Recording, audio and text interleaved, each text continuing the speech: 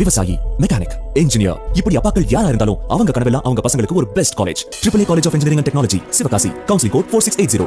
21st rank in Anna University, National Board of Accreditation, NAC with A grade ISO certified institution, Best Engineering College in Virudhunagar district.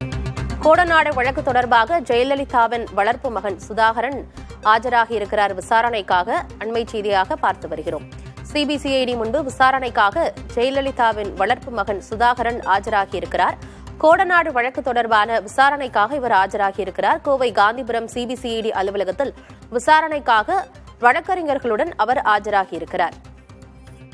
Kodanad வழக்கு தொடர்பாக சிபிசிஐடியினர் விசாரணை செய்து வரும் நிலையில்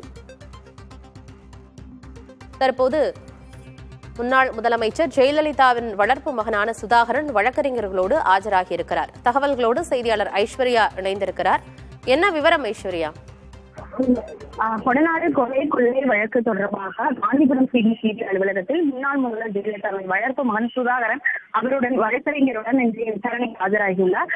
அவரிடம் இந்த வழக்கை விசாரிக்கும் ஏடிஎஸ்பி முருகன் தலைமையிலான காவல்துறையினர் இந்த விசாரணையை மேற்கொள்ள உள்ளனர். தற்போது இந்த விசாரணைக்கு அவர் ஆஜராகியுள்ளார்.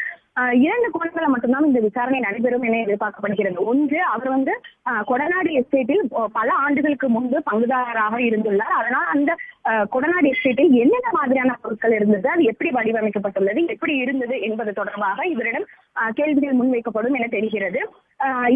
இந்த கோணத்தில் தான் இந்த விசாரணை என்பது துவங்கப்படும் என கூறப்படுகிறது. அடுத்ததாக பாத்தீங்கன்னா, இந்த வழக்கில் குற்றம் சாட்டப்பட்ட நபர்கள் தரப்பில் அந்த வழக்கறிஞர் தரப்பில் பாத்தீங்கன்னா கடந்த 3 ஆண்டுகளுக்கு முன்பு 2021ஆம் ஆண்டே சென்னை உயர்நீதிமன்றத்தில் ஒரு மனு தாக்கல் செஞ்சிருந்தாங்க.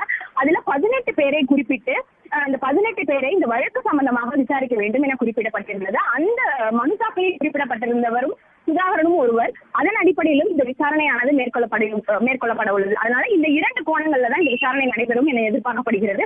தற்போது விசாரணைக்கு ஆஜராகியுள்ளார். தொடர்ந்து என்னென்ன மாதிரியான கேள்விகள் கேட்கப்பட்டுள்ளது, என்னென்ன மாதிரியான இந்த வழக்கு நகர்வுகள் என்பது இந்த விசாரணைக்கு பிறகே தெரிய வரும். ஆனந்தி, தகவல்களுக்கு நன்றி ஐஸ்வர்யா. விவசாயி, மெக்கானிக், இன்ஜினியர், இப்படி அப்பாக்கள் யாரா இருந்தாலும் அவங்க கனவெல்லாம் அவங்க பசங்களுக்கு ஒரு best college. AAA College of Engineering and Technology, Sivakasi. Counseling code 4680. 21st rank in Anna University, National Board of Accreditation, NAC with A grade ISO certified institution, Best Engineering College in Virudhunagar district.